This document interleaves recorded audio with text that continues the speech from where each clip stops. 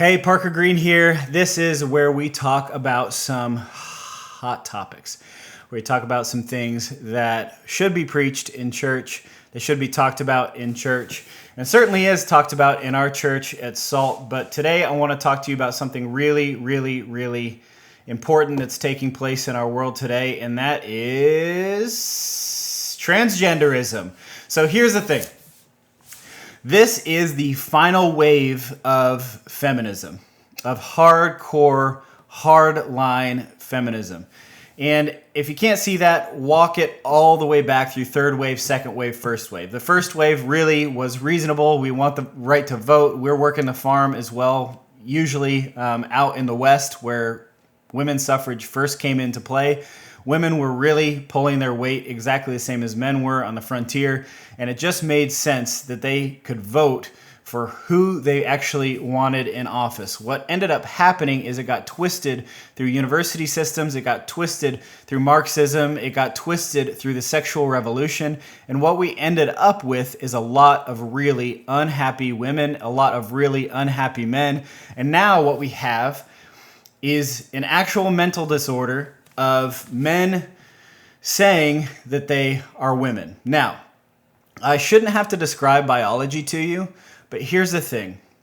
My 2-year-old understands, my 5-year-old understands, my 6-year-old understands that things are different between boys and girls. And it's the same when it comes to men and women. The problem that we have with just saying, oh, just let people live their lives at this point, is that this ideology is no longer just people making their own individual decisions.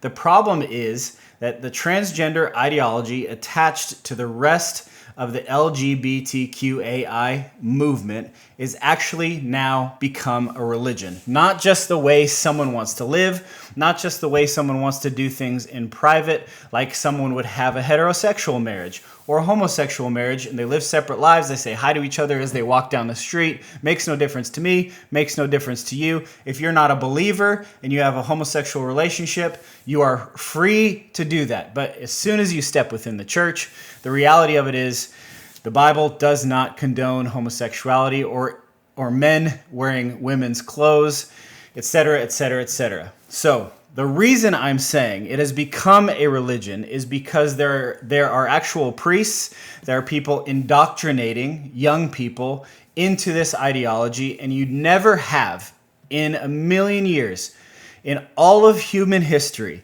you have not had an organic generation grow up and all of a sudden be 20% identifying as LGBTQAI. You have never had that happen in your life before. And the last thing that I'm going to say, well, it's probably not the last thing I'm going to say. I might rant for a little bit longer, but here's the reality.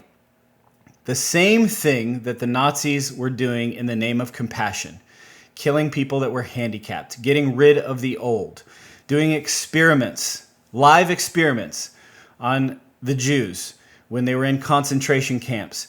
It's the same reasoning these people are using when it comes to transgender ideology and actually wounding kids for life, making them sterile for the rest of their life. Some of them as young as the age of 5 or 6, they're saying they can make a decision about their own gender. And in states like California, it's required of teachers actually to keep it a secret from the guardians or parents in their life. That's insanity. It's insanity, and we'll look back on this era of history and say, these children were terribly abused. Every single one of these doctors is evil, and they actually need to be put away for a very long time.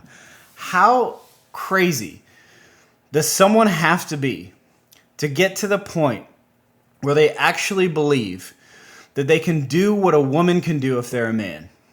You can't carry a child. You won't have a period. You will not have the same hormone regulation in your body. It does not matter how much hair you have or how little hair you have, or if you have taken hormone pills and grown the parts a woman actually has. The problem is an adult does that. We call that a crazy adult. A child does that. They've been indoctrinated. That's evil. That's child abuse. So the reality that the church is now facing is that we have to have a better story than this. We can't just necessarily be against transgender ideology. That's not helpful. It's obvious to almost everyone that this is crazy. It's insane, and it's run completely amok. People, as it says in Romans 1, have been turned over to debased minds. But what story does the church actually tell? Especially in the West, where these things are taking place. The only reason that a man can identify as a woman in our generation is because we're so rich. Because we actually don't have to have clearly defined gender roles, because everyone kind of gets taken care of in some way, shape, or form. You can't live that way if you use your physical body on a daily basis, because then the realities of the difference become abundantly clear. So how do we tell this story in a better way? We have to tell the story by our actions. We have to tell the story by what we do on a daily basis. First and foremost, we need to protect children. And the best way to protect children throughout all of history, throughout all of time, is the traditional family unit. Man and wife, male and female, procreating, having children, and raising those children together. That is the best possible story that we can tell. And it's been the foundation of every working society for the last 10,000 years. And as soon as that unit started to fall apart, everything else started to fall apart. And you started to see people take ownership of children, and the state take ownership of children and tear them away from the actual family unit. As long as the family unit is intact, we actually have a fighting chance. So here's what I want to suggest to you if you're a pastor, if you're a leader, if you're a Christian at all. First, do not keep your mouth closed about keeping children safe. Do not keep your mouth closed about keeping children safe. I don't care if it's a hot topic. I don't care if it's a sensitive issue. If someone under the age of 18, or even in that 18 to 21 range now, is being given a gender transition surgery and hormones that will make them sterile for the rest of their lives, and literally by the time they're 30 or 40 years old, and maybe even younger, completely make them abnormal and ruin their lives and create an amount of suffering that we have no idea what it will create yet at this point. Kids change their identity all the time. That's what the family unit is for, is to shape that identity into something good that's helpful to society. So that's the first thing. If you're a pastor in a pulpit and you're not talking about this, you need to be talking about this and give your congregation actual freedom to protect children that are actually being abused. This is child abuse on the highest level. How much can you tolerate? How much are you actually going to tolerate at this point? It's time to stop tolerating and actually stand up for these kids. The second thing, work our tails off at making family amazing. Not just good, not just stable, but what we need to create is a whole parallel story to what the world is creating. The sexual revolution is an abject failure. It's created more depression than you can imagine. 40+% of Americans have been or are on some kind of antidepressant medication. That tells you something about how this is actually going, how things are actually going, the destruction of the nuclear family. I won't get too much into the details or the weeds of how government policy actually, or the war on poverty during Lyndon Johnson's era, actually tore down minority families first, and it's worked its way into what we're doing now. And also in the 60s, when no-fault divorce came into being and someone could just say, oh, I just want a divorce because I don't get along with this person, how that's torn apart the whole fabric and structure of our society, and that has absolutely failed. The absolute individual freedom has failed.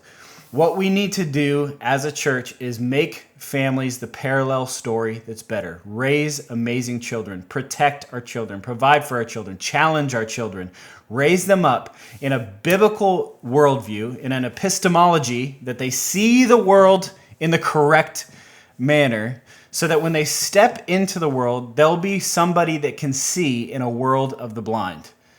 Because if you can see in a world of the blind, then people are going to look at you, maybe not look at you because they're blind, but they're going to look at you and say, what's different about you? What's different about your family? What's different about X, Y, Z in your life? Why do you seem so stable? Why is your identity not shifting every 30 seconds? Why are you not giving in to this pressure? Why are you standing alone when you think something is right? No matter what, you'll stand alone, no matter what, because you think something is right. This is a central and core issue of our time. It's how people actually see the world. And the church, in its part, has actually let this happen. By letting people just live in their minds and not in their bodies, not live in reality, but have a mental assent to their salvation and not actually live it out and bear real fruit in real life. So do whatever you can. If you're married right now, I want to encourage you. The only hope, not just for you, but for our society, is to keep that marriage together and make it flourish. If you're a pastor, beat this into the pulpit, teach it in your small groups, go crazy on family.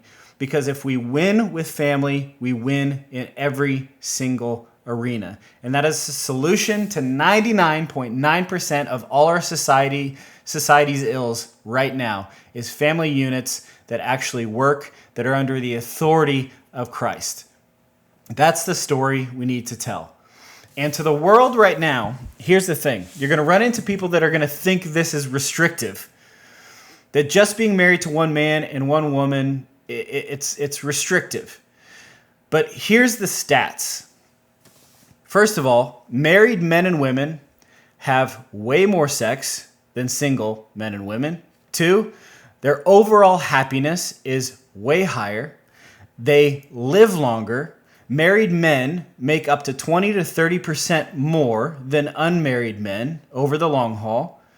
And children in households with a man and woman in the house grow up to be good members of society as a whole. As a statistic, they tend to be better people in society. They end up making more than their parents financially. They tend to raise families of their own in a stable environment. They tend to be owners and not renters.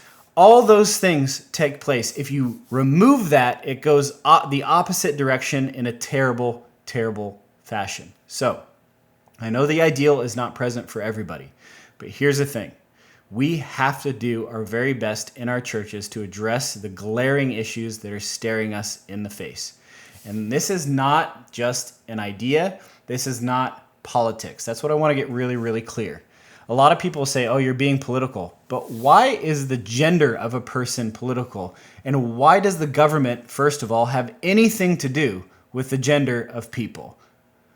Why do our schools have anything to do with the gender of our children whatsoever? I would go all the way back to say, why does the government have anything to do with marriage? Church, steward the marriages and the families that you have well, and we can tell a better story. Amen. Hey, thanks so much for watching today's video. Make sure you like and subscribe so you get all the amazing updates and you get more content like this. We appreciate you watching. Please share with someone that needs to hear this, whether they like it or not. Bye.